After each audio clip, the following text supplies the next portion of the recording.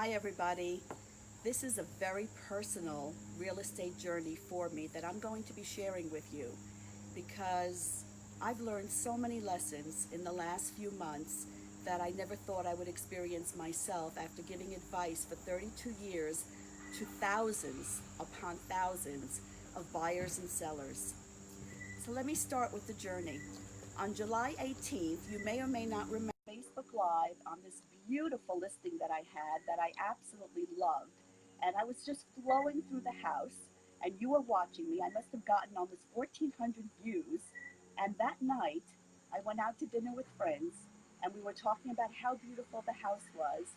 And believe it or not, my husband and I decided to buy it. And that put me on this journey. Today, I'm in my, sad to say, old house, but I've been here for over 30 years now. And as much as I've always sympathized with my clients and my sellers about leaving their homes, I never really felt it emotionally as much as it's bittersweet for me to be leaving this house where I've raised my family, had wonderful holiday parties, friends, family, and like I said, raised three daughters here. So let me take you inside and teach you some of the lessons that I've been learning while I've been going on this journey.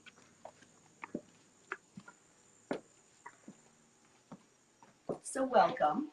So lesson number one was getting my house ready to put on the market. Now I have always kept up with updating my home, and I thought keeping it neat and clean and fairly neutral. However, my home stager and my friend Paula Clark made me take out all of my menorahs, which I have an amazing collection of menorahs and dreidels, and that's considered religious objects. So I had to get rid of my religious objects and really neutralize the house. So lesson number one, I left this morning not expecting anybody to come see my house, and I left my jeans jacket on the stairs. So not to do. And I'm going to show you a couple of other things. But otherwise, I think I had it in pretty good shape. So this is my living room, and it looks a little bit more sparse. I even hear a little bit of an echo here than where I would normally have my house. Maybe a few other things I would have had out. And then my beautiful corner hutch, which is empty. Like, really? Like, I had to put a couple of things in here just to make it look like somebody actually lives here. But that's where all my menorahs were, so I had to take those down. And then my family room. I did leave a lot of my hamsas up on the corners because I do have a collection of those too. But believe it or not, I did take those down. I just love this house. This is probably my favorite room where I sit here every morning and get ready for work, get ready for the day. Love, love, love my backyard. This was one of the toughest things for me to leave. Because it's just so private. We back up to Watershed property. The gazebo was given to me by my parents for our anniversary, and we did the patio. I probably sunk more money into this house than I should have. However, we did it for us. We love it, and we're happy that the new buyers will enjoy it. So sometimes you just have to let go of that. That's my husband's son. He's in the house as well. My kitchen, oh my God, 2 years ago, did my kitchen for probably the third time and spent more money than my realtor hat would have ever advised I do. But my seller hat really, really wanted it.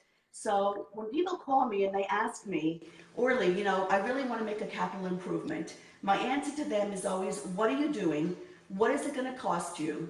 How long are you going to stay in the house? Because 3 to 5 years is enough time to not only enjoy what you've done to a home, but also get some equity and back for it. You don't always get dollar for dollar depending on how much you spend. In fact, I have a client that put their house on the market, redid the kitchen, and spent $12,000 on the stainless steel refrigerator that doesn't look like it was $12,000, and clearly they're not getting that money back. Well, I too am not getting the money back that I did on this kitchen because I upgraded the granite, which is to me a piece of art.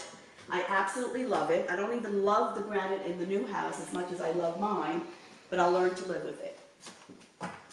By the way, I left a few of the dishes out this morning just to show you I'm normal, and probably would put it away if somebody was coming to show the house.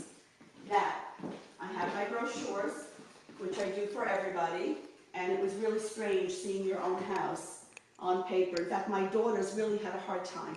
and really prohibited me in the beginning from doing Facebook Lives because it was so emotional for them. But after 30 years, I think we finally needed to release this house. And to be honest with you, I was on the market for about 30 days. The house was being shown, good feedback. I gave myself the same real estate advice that I give my clients. I reduced it by $20,000 3 weeks after I had it on the market, which is what I tell my clients. It was hard for my seller had to hear that, but my real estate had to take over and take control unless I wanted to keep this house. So I actually sat my family down, including myself, and our new mantra became, I am releasing 35 Choctaw Trail to a wonderful family for fair market value, because I realized that we were all holding on to the house energetically, and it was time to let it go to a nice new younger family so we can embrace our new life in our new home. So hopefully this is lessons number 1, but I will be doing a few others as my journey takes me to the home inspection process, the packing process, the moving in, and share some of the emotions that we've been experiencing. And I can tell you, I have a greater appreciation and empathy and compassion for all of my clients throughout the years than I've ever had before. Talk to you soon.